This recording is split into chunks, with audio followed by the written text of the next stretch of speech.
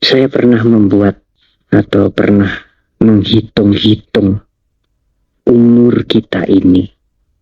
Dan ternyata, saudara, umur kita ini tidak panjang, singkat sekali. Kalau misalnya saudara sekarang berumur 40, taruh saja, nanti saudara akan meninggal pada umur 80. Saudara mungkin berpikir, hidup saya masih 40 tahun lagi, sepanjang yang telah saya jalani. Tetapi saudara, kalau kita melihat berapakah lamanya 40 tahun, apakah 40 tahun itu lama? Kalau sehari semalam 24 jam, kemudian setiap malam kita tidur, berapa lama kita tidur? Kita taruh saja, jam 10 kita tidur, jam 4 kita bangun, berarti 6 jam. Dan sering kita tidur lebih dari 6 jam. Ya mungkin tidurnya jam 12, tapi bangunnya jam 8. Itu kan 8 jam. Kalau setiap malam saudara tidur 6 jam, berarti 25%. Sehari semalam 24 jam, 6 jam untuk tidur. Berarti 25%. Seperempat dari sehari semalam, saudara gunakan untuk tidur. Jadi kalau sekarang saudara berusia 40, nanti pada umur 80 saudara baru menutup mata. Umur saudara masih 40 tahun, saudara masih bisa menikmati kehidupan ini 40 tahun.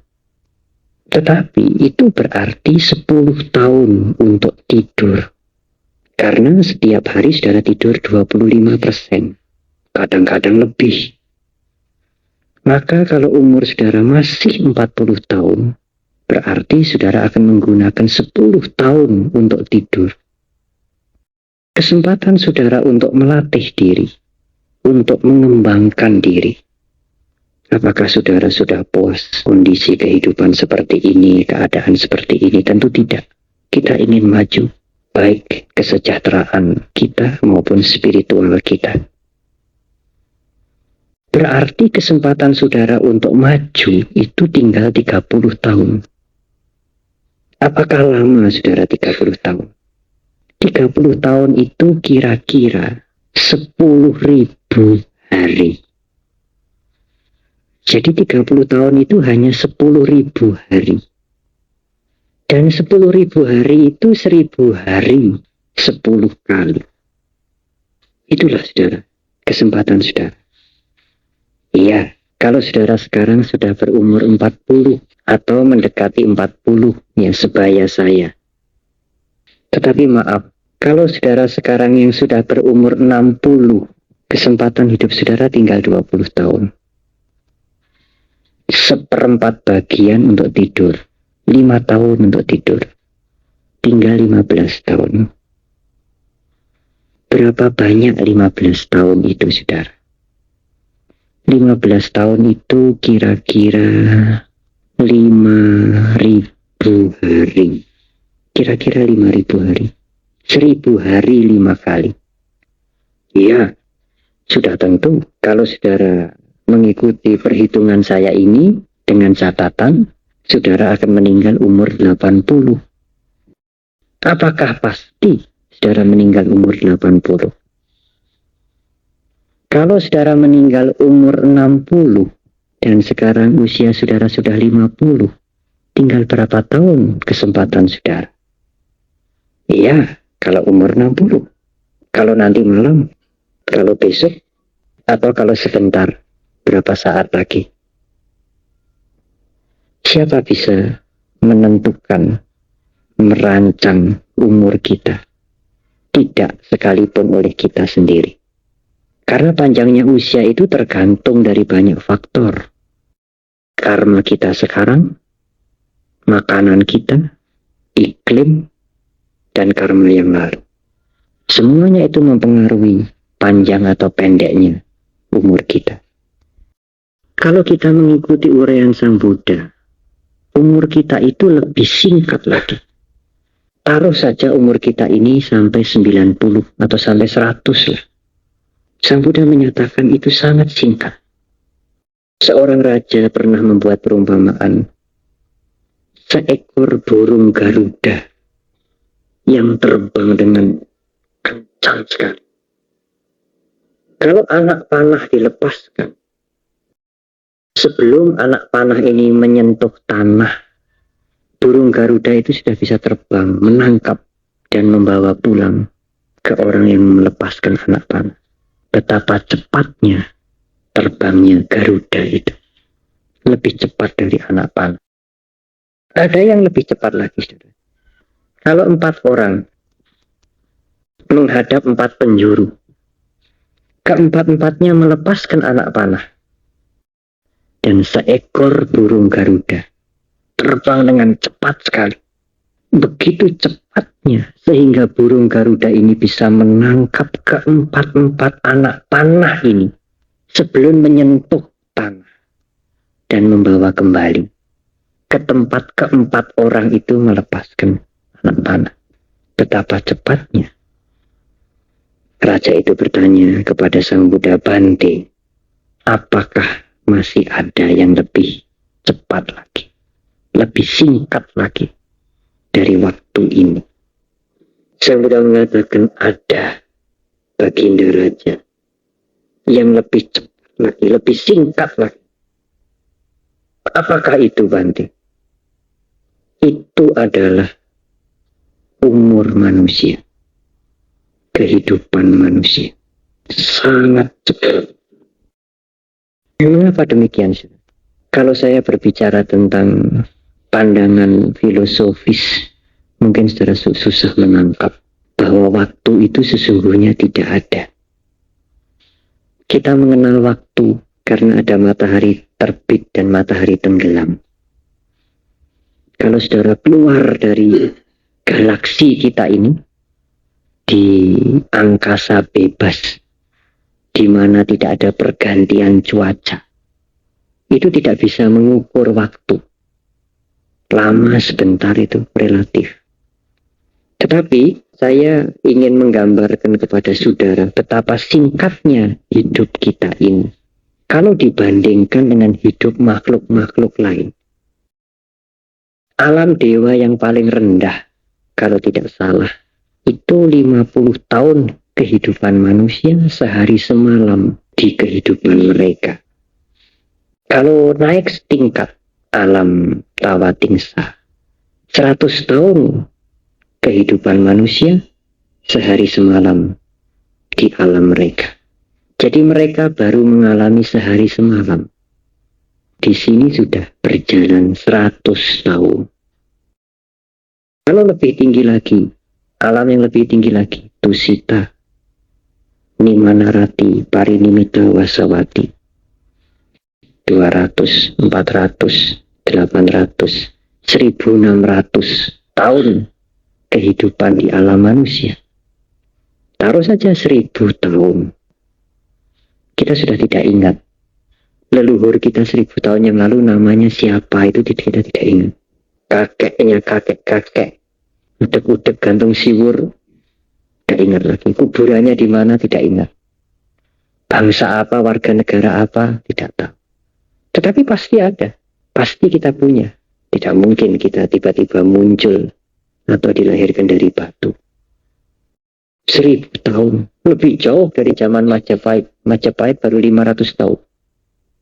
Itu bagi dewa tertentu baru sehari semalam. Jadi kalau bagi mereka 1000 tahun sehari semalam, kalau kita hidup sampai umur 70, itu berapa jam? Berapa menit?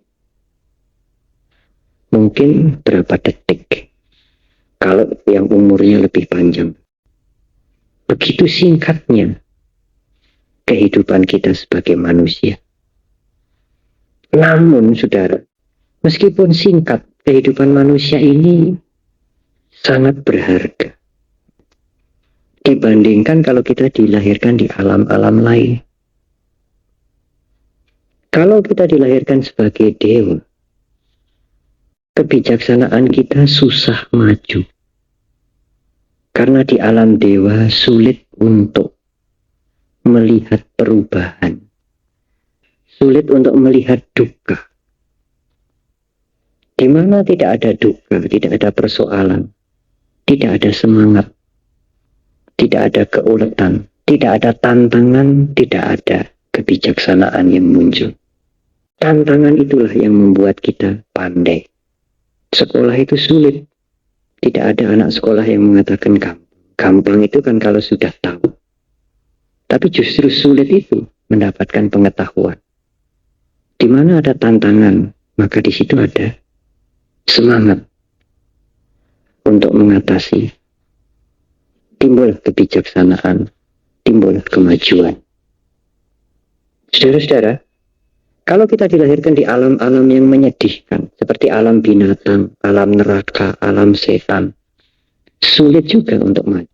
Karena terlalu sengsara, terlalu menderita, sibuk merasakan penderitaannya, sulit untuk mencari jalan membebaskan dirinya dari penderitaan. Apalagi menolong orang lain untuk ikut bebas dari penderitaan. Saudara-saudara, semua Buddha selalu dilahirkan di alam manusia. Tidak ada dewa yang menjadi Buddha. Tidak ada Brahma yang menjadi Buddha. Buddha selalu manusia. Kalau alam dewa sering dikatakan alam sugati, alam yang penuh kebahagiaan. Kalau alam apaya, alam neraka, alam setan, alam raksasa, asura, alam binatang, sering dikatakan dugati, alam sengsara. Alam manusia termasuk alam yang mana? Alam manusia ini termasuk alam separuh sugati, separuh dugati. Sugatinya ada, sukanya ada, dugati, susah-susahnya juga tidak kurang. Saudara-saudara, saya ingin mengingatkan kepada saudara, problem apapun yang sekarang sedang saudara hadapi, kesulitan seperti apapun yang sekarang sedang saudara hadapi, apapun, apakah persoalan rumah tangga, pekerjaan, pergaulan, dan sebagainya, saudara sesungguhnya mempunyai kesempatan emas untuk menggunakan untuk kemajuan saudara. Meskipun hanya singkat. Dan tidak hanya kesempatan emas sebagai satu ungkapan yang menyenangkan saudara. Kalau saudara bisa menggunakan kesempatan emas itu dengan sebaik-baiknya, secara spiritual, saudara bisa mencapai kebebasan. Secara kebajikan biasa, saudara bisa berbuat untuk masyarakat yang cukup banyak. Kalau saudara mau menggunakan kesempatan emas ini, minimal saudara bisa berbuat sesuatu yang baik, yang bermanfaat untuk diri saudara, keluarga saudara, dan masyarakat. Maksimal saudara bisa mencapai nibbana, kebebasan total dari penderitaan, sekarang juga. Itu kalau saudara mau menggunakan kesempatan emas. Oleh karena saudara, sekarang saudara ini mempunyai kesempatan emas. Dan mungkin orang lain tidak punya. Apa yang dimaksud dengan kesempatan emas? Kesempatan emas adalah kesempatan yang terhindar dari 8 kondisi yang tidak menguntungkan. Kalau saudara tidak mempunyai 8 kondisi yang tidak menguntungkan, itu berarti saudara mempunyai kesempatan emas. Apakah 8 kondisi yang tidak menguntungkan itu, saudara? Di dalam agama Buddha sering disebut Atha, Duta, Kana. Duta memakai hai. Duta itu keras, sukar. Kana. Kana itu saat. 8 saat yang sulit. 8 saat yang berat. Yang membuat orang sulit untuk maju. Kalau saudara bisa terbebas dari 8 keadaan yang sulit ini, saudara cukup mempunyai kesempatan yang amat kuat, amat berharga untuk maju. Tetapi kalau saudara mempunyai salah satu saja dari 8 saat atau 8 kondisi yang berat ini, sulit saudara untuk maju. Apakah Atha Dutakana ini? 1, tidak dilahirkan di alam neraka, di alam niraya. Kalau saudara mempunyai 1 ini saja, sulit untuk maju. Berarti saudara berada di alam neraka. Sulit maju secara spiritual, secara dhamma. Maju dalam arti membebaskan diri kita ini dari keterbelakangan, kebodohan, penderitaan. Yang kedua, tidak dilahirkan di alam binatang, tiracana. Kalau suatu saat kita dilahirkan menjadi binatang, binatang itu hidupnya hanya menikmati perbuatan yang pernah dilakukan sebelumnya. Jadi dia dapat makan, dapat hadiah, kadang-kadang dapat kebukan, dapat gorok. Semuanya itu akibat karma yang berbuah. Sukar melakukan karma-karma baik yang baru. Bisa sih bisa, tapi sukar sekali. Kalau kondisinya tidak menunjang atau tidak berada dengan pengaruh yang kuat, seperti di zaman Buddha dikatakan binatang bisa berbuat baik, menyediakan buah-buahan untuk Buddha. Ada seekor kodok yang meskipun tidak mengerti khotbah tetapi ikut hadir bersama-sama dengan para biku, merasa tenang mendengarkan suara sang Buddha. Kemudian pada waktu para biku bubaran itu ada yang bawa tongkat, kepitek tongkatnya, nyot ya, meninggal. Kemudian dilahirkan di alam dewa. Kesempatan-kesempatan seperti itu sangat-sangat sulit sebagai binatang. Apalagi kesempatan dilahirkan di alam dewa. Untuk melakukan kebaikan sulit. Binatang hanya menikmati saja karma-karma yang pernah dilakukan. Yang ketiga, tidak dilahirkan di alam peta, alam setan. Memang pernah diceritakan ada peti. Peti itu setan cewek, setan wanita, ya, yang bisa mencapai sotapanna karena mendengarkan khotbah sang Buddha. Tetapi itu di zaman sang Buddha. Umumnya sulit, amat sulit sekali. Karena kondisi kehidupannya itu sangat menderita. Kadang-kadang kita menolong pun sulit. Hanya ada setan jenis tertentu yang bisa menerima pelimpahan jasa dari kita. Yang lain sulit. Saya baru membaca kemarin di Peta Watu. Suami istri. Suaminya ini suka memberikan sumbangan. Di antaranya memberikan makanan kepada fakir miskin, kepada para biku, memberikan jubah. Nah, istrinya tidak senang. Ya, tidak semua begini. Saya juga pernah menjumpai wanita yang suka berdana, sembunyi-sembunyi, jangan sampai suaminya tahu. Tapi di dalam cerita ini, suaminya suka menolong, istrinya pelit. Istrinya mengatakan, coba nanti, kalau uang kita hanya kamu gunakan untuk nyumbang-nyumbang, untuk dana-dana. Coba nanti kamu akan makan muntahannya orang. Dan pakaian yang sering kamu berikan itu kamu nanti akhirnya tidak punya pakaian. Kamu nanti pakai pakaian itu seperti seng. Kalau musim hujan, musim panas ya panas sekali. Tidak rusak-rusak memang. Nah, saudara, pada waktu meninggal, sang suami ini menjadi dewa di pohon. Tapi istrinya menjadi peti. di alam setan. Jadi suami istri belum tentu ketemu lagi, belum tentu dalam kondisi yang sama. Ini ketemu lagi, tapi kondisinya tidak sama. Suaminya jadi dewa di pohon, istrinya menjadi setan, kelaparan, sengsara sekali. Minta tolong kepada dewa itu dulu suaminya. Begitu sang suami memberikan makanan, berubah, terima, senang sekali, mungkin rakus mungkin. Begitu mau dimakan berubah, jadi muntahan.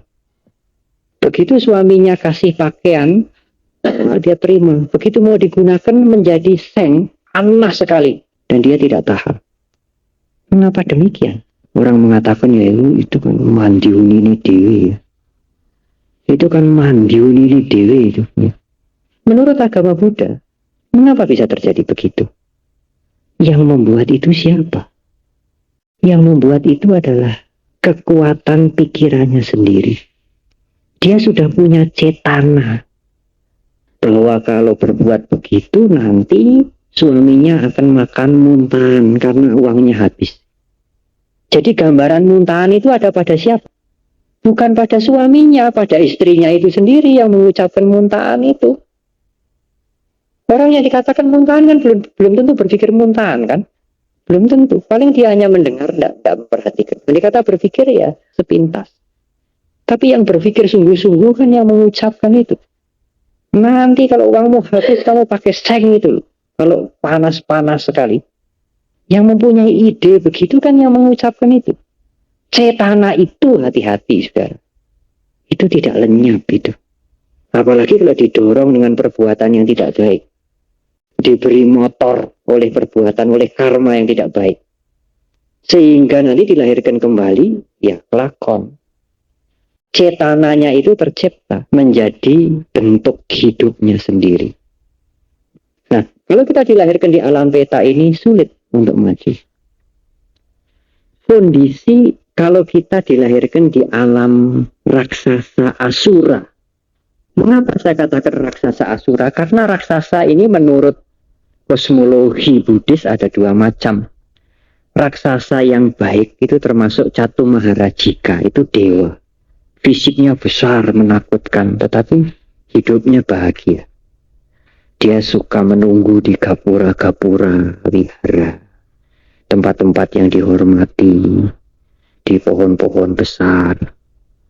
Yaksa, Bimbisara itu Sotapana. Waktu meninggal karena kakinya dikuliti oleh anaknya, dia meninggal menjadi raksasa. Jawana Sabha namanya. Sering datang ketemu Sang Buddha. Dan sering cerita pada Sang Buddha, oh Bante, dia meninggal lahir jadi ini, dia meninggal lahir jadi ini. Jadi Sang Buddha sering menerima berita dari alam lain yang membawa Jawana Sabha ini. Dulu Raja Bimbisara, Sotapana, meninggal menjadi dewa. Tetapi dewa Yakka. Yaksa itu diterjemahkan bahasa Indonesia raksasa. Asura juga raksasa. Karena itu untuk membedakan Asura dengan Yakka, saya sering menerjemahkan raksasa Asura, bukan raksasa Yakka. Kalau Yakka itu termasuk Catu Maharaji.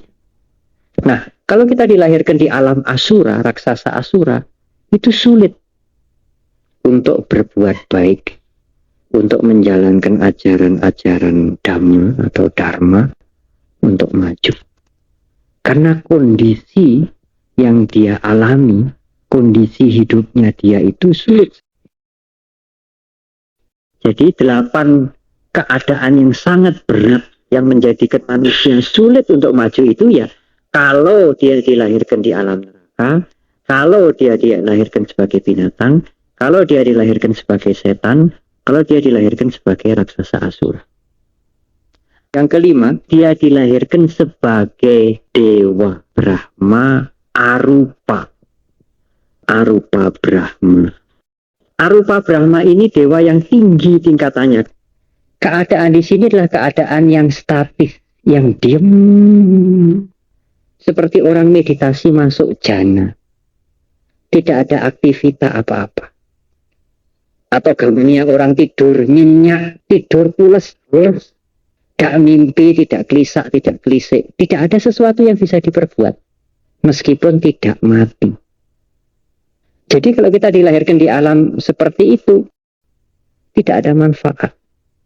Dan umurnya, umur di sini, dengan umur di sini, wah ini berkalpa-kalpa, saudara. Planet bumi ini muncul, ada manusia berkembang, kiamat hancur, muncul lagi hancur, muncul lagi hancur. Ini masih belum mati-mati. Masih kerasan di situ saja. Dan tidak berbuat apa-apa. Diam. Kalau seorang Buddha muncul di bumi manusia, tidak bisa dihubungi. Tidak bisa diajar dhamma. Bukan karena sangat menderita, karena dia tenggelam di dalam kenikmatan jana. Seperti orang yang masuk jana. Tidak peduli dengan apapun dan tidak terpengaruh dengan apapun yang ada di sekitarnya, di sekelilingnya. Seorang Buddha tidak bisa menggoyahkan kondisi pikirannya, ya, kondisi batinnya untuk menangkap dhamma, tidak bisa. Tetapi alam-alam yang lain bisa. Alam yang menyedihkan 4 macam. Alam yang menyenangkan 26 macam. Alam manusia hanya 1 macam, 1 alam. Dan itu dugati sugati. Ya senang, ya susah. Hanya seperti yang tadi saya sampaikan di depan, singkat umurnya. Tetapi semua Buddha dilahirkan menjadi manusia. Hanya manusia yang bisa menjadi Buddha. Sudah tentu termasuk tingkat-tingkat kesucian yang lain. Untuk bebas dari penderitaan, yang paling memungkinkan adalah di alam manusia. Di alam dewa-dewa ini memungkinkan, tetapi agak sulit. Makhluk atau orang yang bergelimangan di dalam kenikmatan, tidak ada tantangan, tidak ada kesulitan yang harus dihadapi, tidak ada kebutuhan yang harus dipenuhi, tidak ada niatan untuk berbuat baik. Tidak ada tantangan, tidak ada kemajuan. Tidak ada problem, tidak ada kebijaksanaan yang muncul. Mau berdana kepada siapa? Cukup semua. Mau susah. Kenapa? Makanan cukup semua, istana, rumah-rumah bagus-bagus, umur panjang, pakaian cukup semua. Ya, apalagi di alam-alam ini tidak ada yang dikatakan pria wanita. Bentuknya hanya seperti sinar-sinar. Di alam dewa masih ada pria, ada dewa, ada dewi. Cinta-cintaan terus.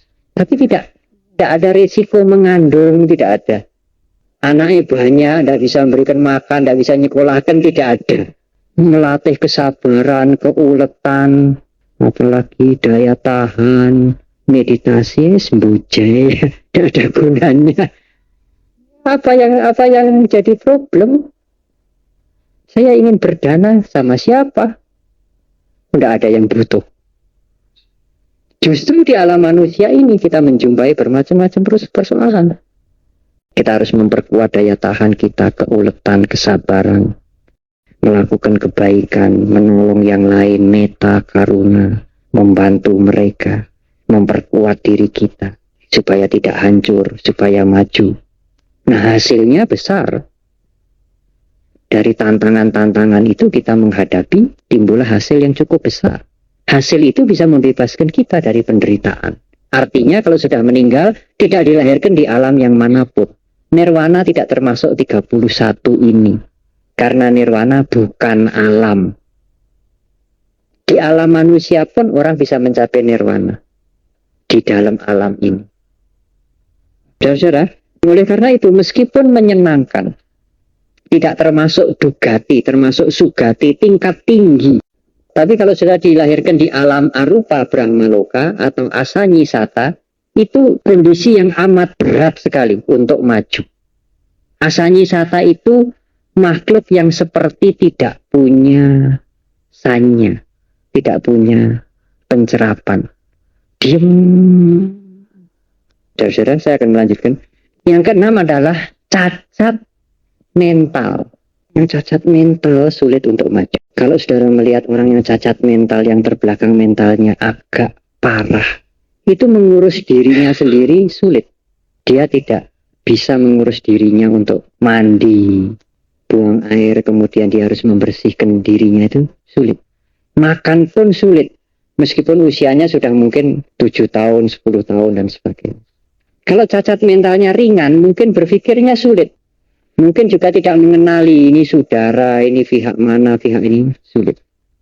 Yang ketujuh, mungkin saudara sedang bertanya-tanya, apakah 8 kondisi yang sulit ini termasuk tidak punya anak? Nanti tidak punya anak, tidak punya suami, tidak punya istri, tidak termasuk salah satu dari 8 kondisi yang sulit ini. Yang ketujuh adalah dilahirkan di zaman tidak ada Buddha. Sunya kalpa. Jadi ada satu kalpa di mana tidak lahir Buddha. Satu kalpa itu dari bumi ini mulai terbentuk dari partikel-partikel yang mengumpul, yang waktu itu katanya panas, kemudian mendingin, memadat. Ada gas-gas yang memungkinkan terjadi kehidupan, ada air. Kemudian ada dewa yang tertarik, terjadilah kehidupan. Sampai berlangsung sekarang ini terus. Menurut koran yang saya baca, 1 miliar tahun lagi akan terjadi kehancuran. Karena itu saudara tidak usah takut. Kalau ada ramalan kiamat itu tidak usah. Tanggal sekian saya pernah baca, 28 Maret. Itu satu pendeta di Korea yang ditangkap itu. Kiamat. Dia menganjurkan penganutnya untuk hartanya itu dijual semua, rumahnya dijual semua. Saya pun juga pernah menerima surat kaleng kiamat tanggal sekian. Atau mungkin saudara pernah diberitahu tanda-tandanya Soviet sudah runtuh. Apalagi ya, banyak itu. Chernobyl itu meledak. Flores sudah gempa. Saudara tidak usah berdebat. Sunya kalpa itu dari bumi ini terbentuk, ada kehidupan, sampai bumi ini hancur kembali, tidak ada Buddha. Kalau di zaman kita ini namanya Badra Kalpa. Kalpa yang auspicious, kalpa yang sangat beruntung. Karena di dalam satu kalpa lahir 5 Buddha. Yaitu Kakusanda, Konagamana, Kasapa yang sudah lalu, Gautama yang sekarang.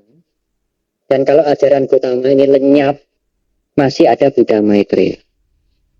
Masih ada, akan muncul di planet bumi ini. Kalau ajaran Buddha Gautama sudah lenyap, nanti ajaran Buddha Maitreya akan bertahan.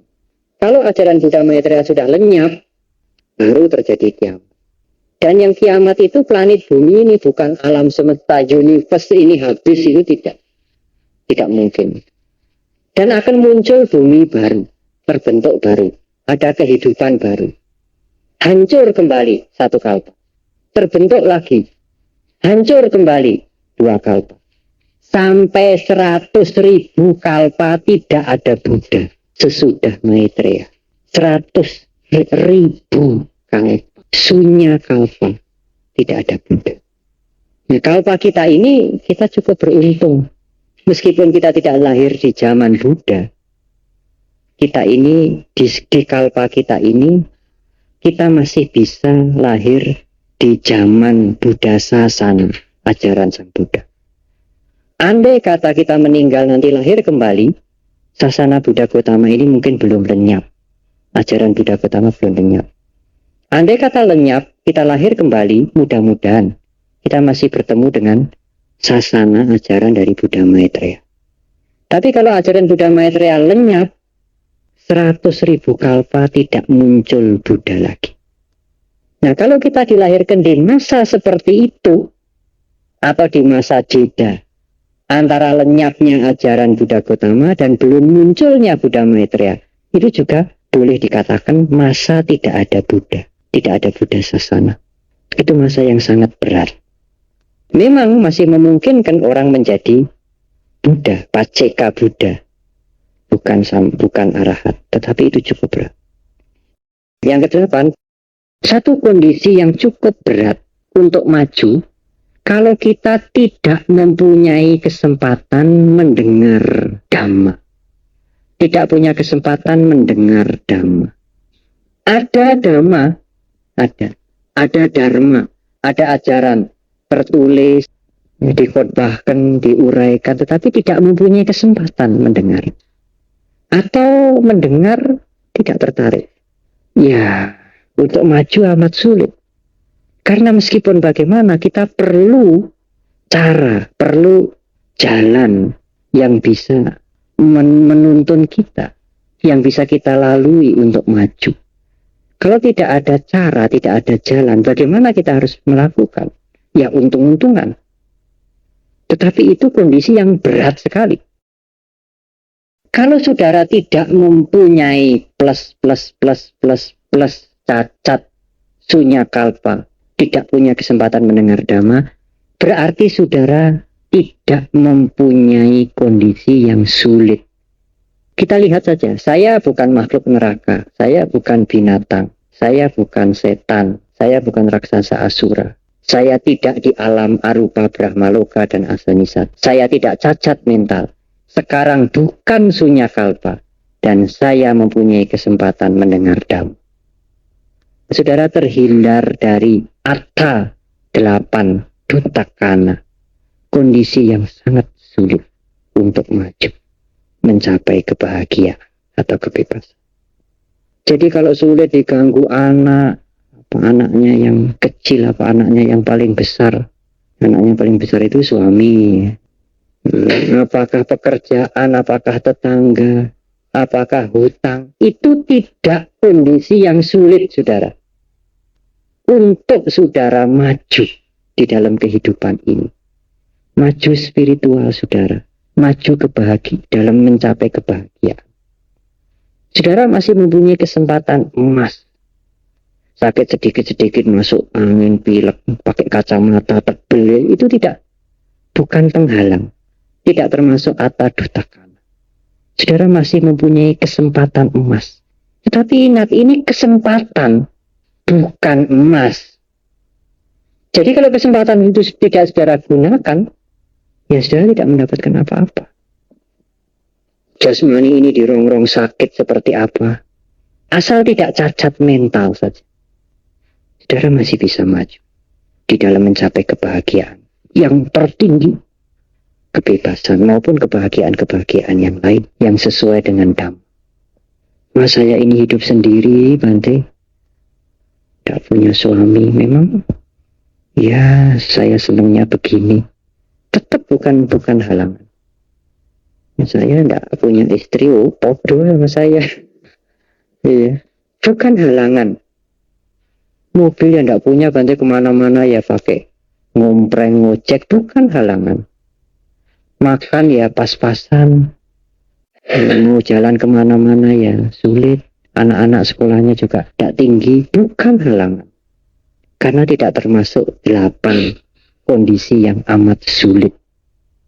Memang mungkin halangan di dalam mencapai kebahagiaan materi, di dalam mengumpulkan materi, di dalam menikmati dunia ini secara materi.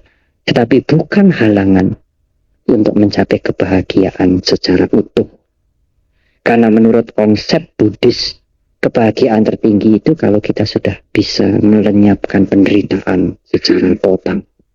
Termasuk dilahirkan di alam para dewa. Alam dewa atau sugati ini sering disebut sarga. Ini bahasa Pali.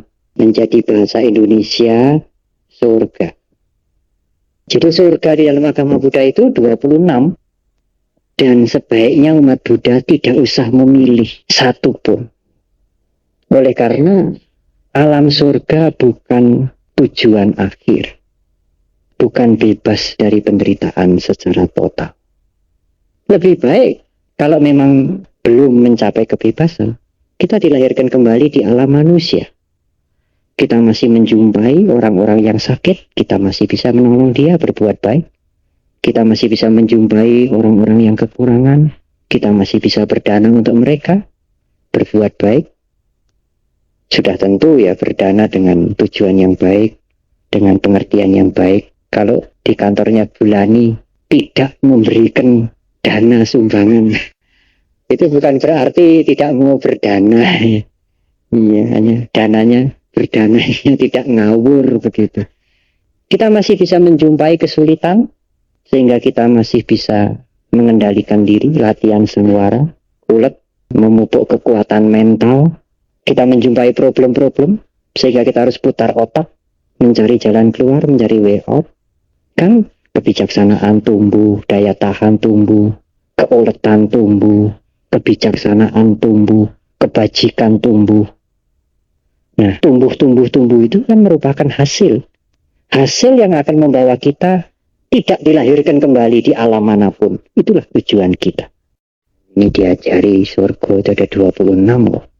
Dan malah diajari jangan memilih satupun. Nah, saudara milih di mana? Kalau nanti setelah meninggal, ya kalau saya masih harus lahir kembali, saya milih kembali jadi manusia lagi. Karena meskipun menghadapi kesulitan, justru tantangan atau kesulitan itu yang membawa maju. Kalau anak-anak tidak pernah dihadapkan yang sulit-sulit, pekerjaannya selalu dikerjakan oleh orang tuanya terus, tidak pernah menghadapi yang sulit-sulit, bagaimana dia bisa maju? Justru menghadapi kesulitan itu membuat kemajuan. Tetapi jangan terlalu sulit. Kalau terlalu sulit itu alam apa ya? Kesempatan untuk maju pun sulit. Itu terlalu sulit. Tidak ada kesempatan untuk memperbaiki diri. Nah, saudara-saudara, jadi meskipun kehidupan kita itu singkat, kalau saya katakan tinggal 5.000 hari, tinggal 10.000 hari, siapa tahu mungkin di antara kita ini ada yang tinggal seminggu lagi. Itu masih kesempatan emas, saudara.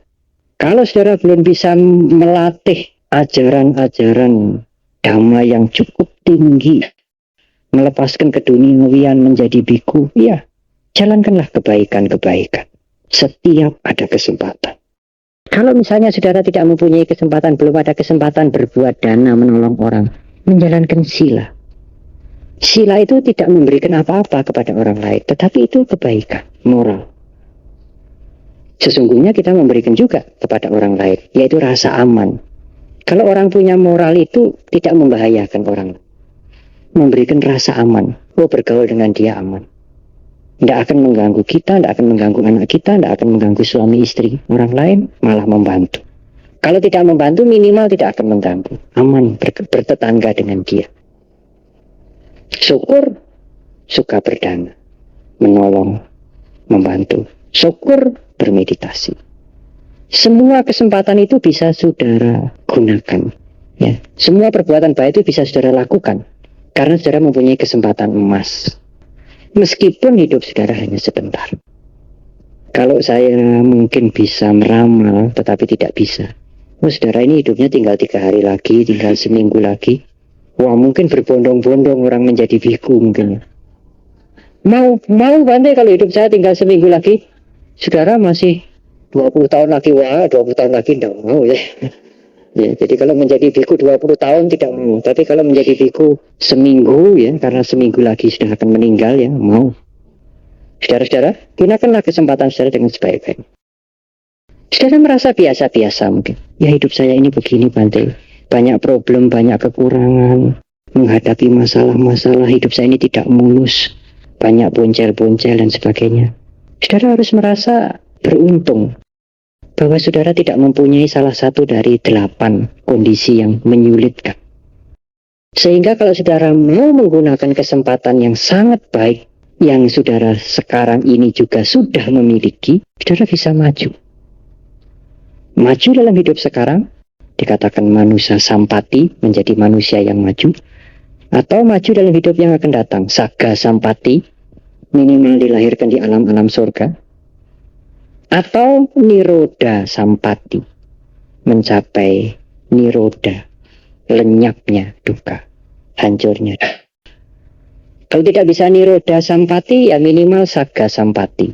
Kalau meninggal bisa dilahirkan di alam surga. Minimal manusia sampati, menjadi manusia yang beruntung, manusia yang baik, yang maju. Saudara-saudara, saya akan menutup uraian saya kali sore hari ini, meskipun sudah cukup panjang, dengan mengajak saudara untuk cobalah pergunakan kehidupan saudara lebih meningkat. Moral jelas, berbuat amal kebaikan jelas.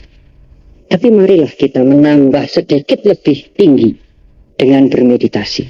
Saudara jangan punya gambaran orang bermeditasi itu duduk bersila, apalagi sila tumpang berjam-jam. Itu kan menyulitkan, tidak betah kita duduk begitu. Meditasi tidak harus duduk, atau mungkin lebih tepat tidak hanya dengan cara duduk, dan tidak harus duduk bersila. Di kursi bisa, tetapi tidak harus dan tidak hanya dengan duduk. Kita bisa bermeditasi sepanjang hari, sejak kita sadar pagi bangun sampai nanti kita menjelang tidur kembali. Saudara-saudara, apa yang diperlukan untuk bermeditasi? Meditasi atau samadhi di dalam bahasa Pali, meditasi itu sesungguhnya adalah mengkonsentrasikan pikiran kita pada sesuatu, sehingga pikiran kita tidak terpecah-pecah. Kalau konsentrasi tok, yaitu bisa konsentrasi pada sesuatu yang baik atau sesuatu yang jelek. Ya, meditasi atau samadhi itu sudah jelas mengkonsentrasikan pikiran kita pada sesuatu yang baik. Untuk bisa meditasi, ada penyebabnya. Apa yang menyebabkan kita bisa meditasi? Yang menyebabkan terjadinya meditasi adalah perhatian. Kalau saudara tidak mau memperhatikan sesuatu, bagaimana saudara bisa memusatkan pikiran saudara? Memperhatikan saja tidak mau. Padahal untuk bisa konsentrasi itu perlu perhatian pada sesuatu yang baik, yang tidak negatif. Oleh karena itu meditasi terjadi karena adanya perhatian.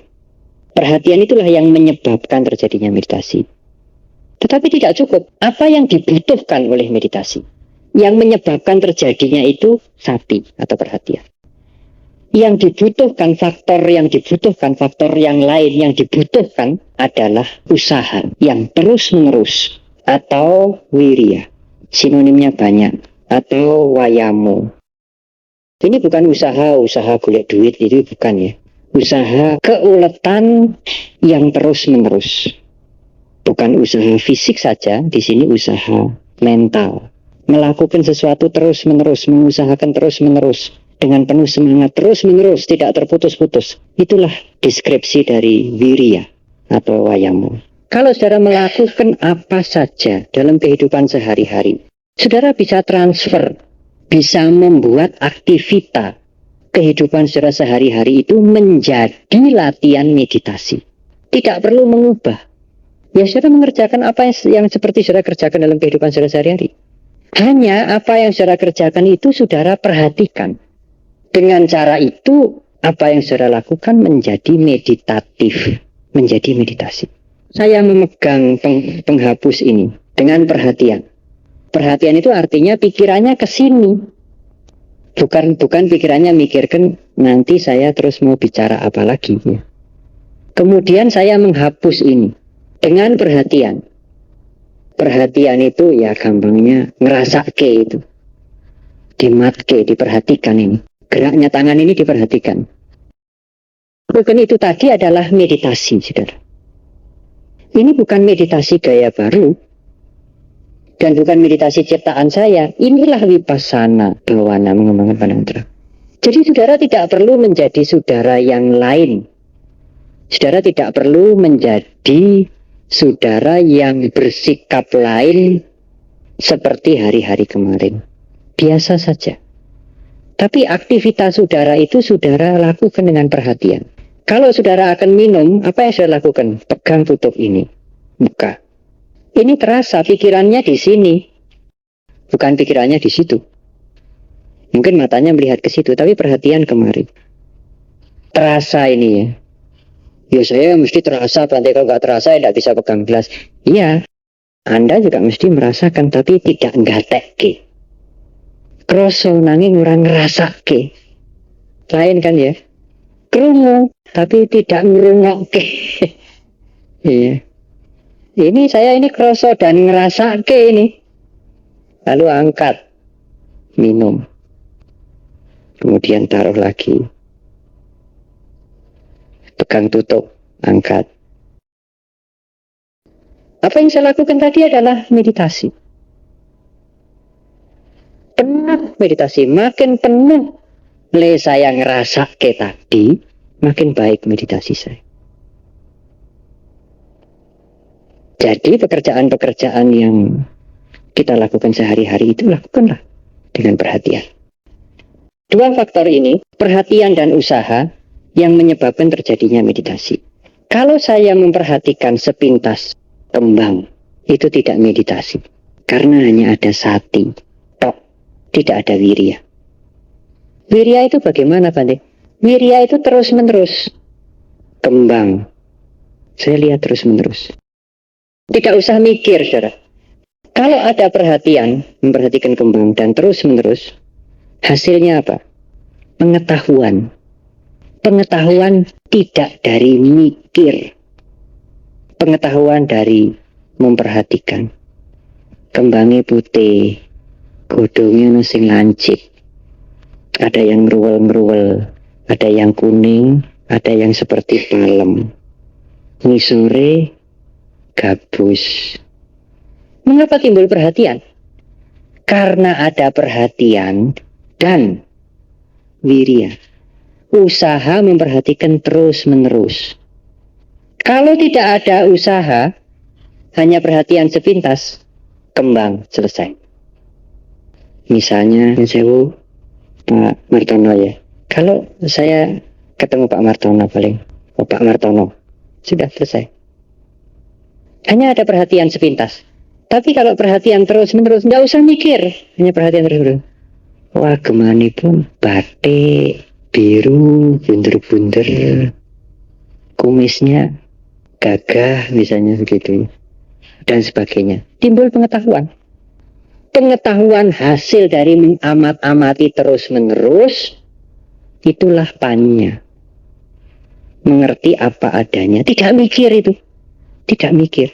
Kalau ditanya, dari kedua ini Bante, perhatian dan usaha, mana yang lebih penting? Well, dua-duanya lebih penting. Untuk duniawi, wirya memberikan hasil. Kalau saya menghapus, saudara, dengan wirya itu artinya apa? Tekun, ya sing resik. Ada wirya, ada hasilnya. Secara duniawi ada hasilnya. Hasilnya pekerjaan saya ini sempurna, bersih. Tapi saya menghapus ini tidak ada sati, tidak ada perhatian, tidak menjadi meditasi. Batin tidak maju. Duniawi berhasil. Tetapi kalau wirya dibuang, hanya tinggal sati tok. Tidak ada gunanya. Lah menghapus, sudah. Apa gunanya? Tidak ada wirya kok. Seperti saudara menyapu. Kalau saudara menyapu dengan wirya, artinya tekun, tidak saja kepenak. Secara duniawi ada hasilnya. Apa? Bersih. Kalau saudara menyapu dengan tekun dan nyapunya ini dirasake, diperhatikan, menjadi meditasi. Batinnya maju, lantainya bersih. Kalau nyapunya tidak dengan perhatian, tidak dengan sati, karo mikir, karo merancang, karo apalah ya, karo dengan menyanyi dangdutan misalnya ya, atau ya menyapu lah, tapi tidak ada perhatian, bersih. Hasil duniawinya baik, hasil spiritual, hasilnya batin tidak ada. Jadi wirya itu memberikan hasil. Itu tidak bisa dipotong kalau seorang mau berhasil duniawi. Kalau mau berhasil duniawi dan berhasil spiritual, nyapulah, mencucilah dengan tekun dan dengan perhatian. Makanlah dengan perhatian. Tetapi kalau mau wirya dibuang, nyapu ya, semuanya tidak mendapatkan hasil. Batin tidak mendapatkan hasil, duniawi tidak mendapatkan hasil. Makan saja kalau hanya 1 sendok ya tidak kenyang toh. Tidak ada wirya, tidak sabar. Jadi ya umumnya kalau makan ya tidak ada yang tidak sabar ya. Meskipun tidak sabar ya harus kenyang sampai berotak begitu ya. Nanti kalau jadi samanera sulit itu kalau makan begitu ya.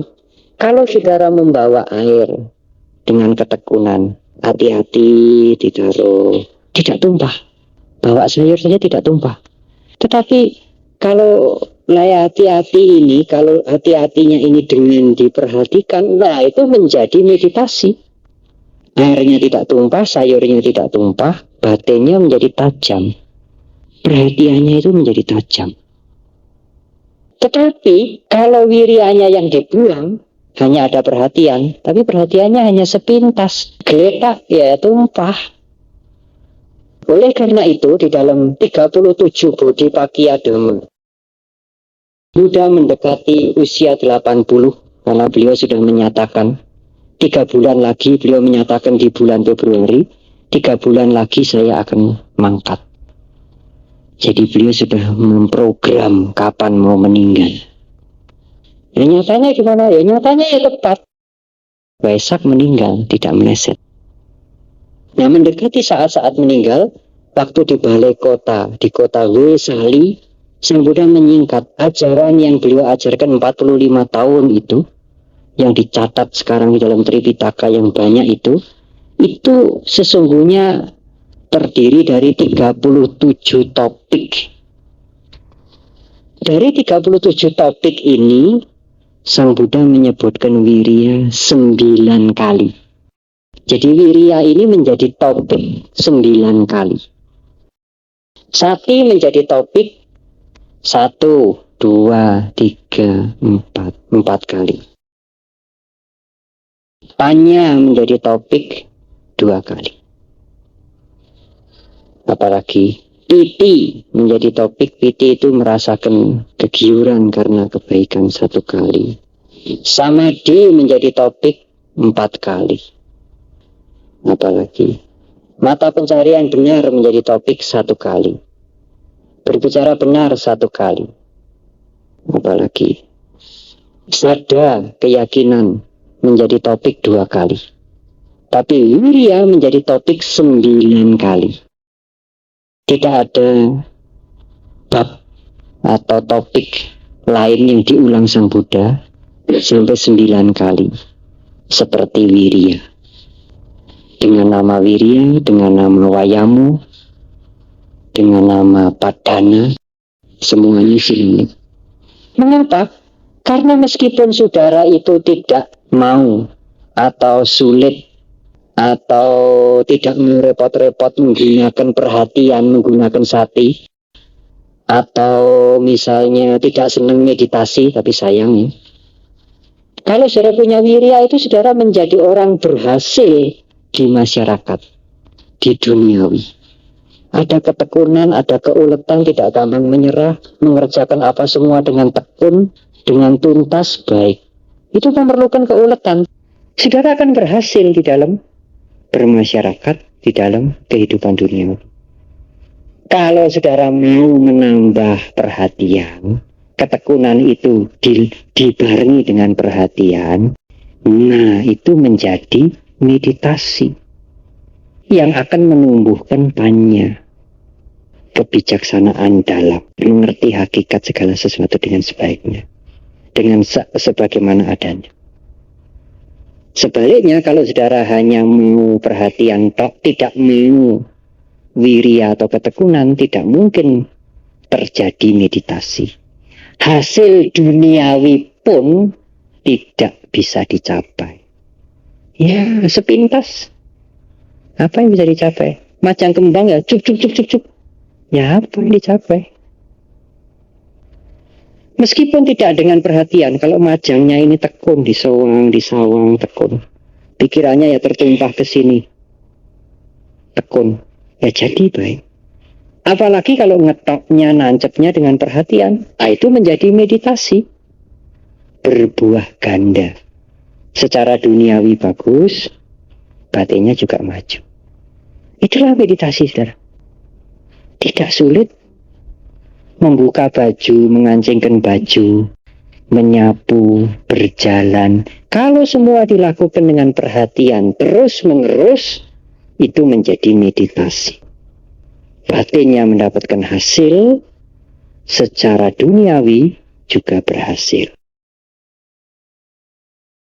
Andai kata saudara absen perhatian saudara, Tetapi saudara cukup mempunyai semangat dan ketekunan secara duniawi pun saudara berhasil. Andai kata perhatian itu absen. Tetapi pada kesempatan ini saya menganjurkan, cobalah gunakan semua aktivitas saudara dalam kehidupan sehari-hari itu menjadi latihan meditasi. Jadi itulah kiat kita, ya. Kiat kita untuk menghayati Dhamma dalam kehidupan sehari-hari. Mungkin saudara tidak punya altar di rumah, tidak punya koleksi kitab suci, baca parita tidak hafal.